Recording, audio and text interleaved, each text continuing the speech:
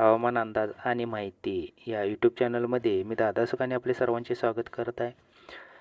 आपण सध्या आलो होतो पंडित ईश्वरराव माळी आरग यांच्या शेतामध्ये आलो आहे.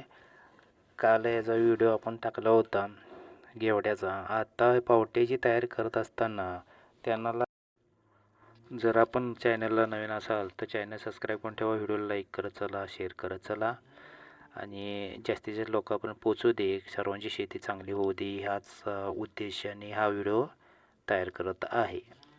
चला तर आपण त्यांच्या तोंडून ऐकूया, बापू काय म्हणतात ते पाहूया. ते कशाचं काय ते पावटा हां पावटा घालायचं, पावडसराव पावटा. ते पावट्यामध्ये ते का सफाई का करायला ते सफाई करून ते मग बांधू सफाई नको, बांधू सफाई करून मल्चिंग हातारायचं त्यावर. मग तसं चालत नाही काय? तसं चालतं, त्यांना उडते भांगलता आजोरा येतोय.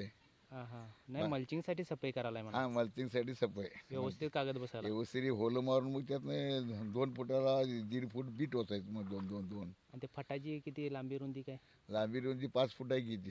आणि किती ह्याच्यामध्ये लावताय? रोपमध्ये हेच लावताय का बीमध्ये? हा, बीच लावायचं. मध्येच?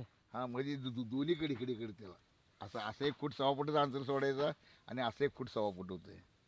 म्हणजे बेडच्या दोन्ही बाजूने बेड पाहिजे, बी लावणार आहे. तोचायचं. हां हां हां. ही एकच असते, त्याला जरा झाड घालायला लागते. मग आमच्यासारख्या पोरासनी तुम्ही काय सांगणार आहे? काय असं सुधरून करा म्हणून सांगतोय, सुधरून करा आमची सांगतोय व्यवस्थित तुम्ही करा, नियोजन करा. भरपूर परपंच सुखात चालतोय. उत्पन्न यानंतर फक्त उत्पन्न काढली पाहिजे. 2 एकरातली उत्पन्न 10 अर्ध्या एकरात काढली पाहिजे. हां हां हां.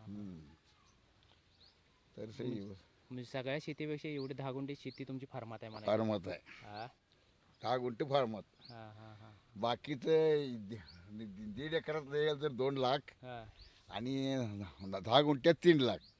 हां हां हां हां. चालतंय. तर मित्रांनो, तुम्ही आता सल्ला पण ऐकलात. मुलांनी काय करावं. सध्या 72 वर्षांचे आहेत बापू. त्यांचा कॉन्फिडन्स बघून मला जर डोक्याला हात लावायला असं वाटलं का, तर आमच्यामध्ये एवढा कॉन्फिडन्स नाही, तेवढ्या ह्या जुन्या माणसात कॉन्फिडन्स आहे. अशाच प्रकारे शेती करावी.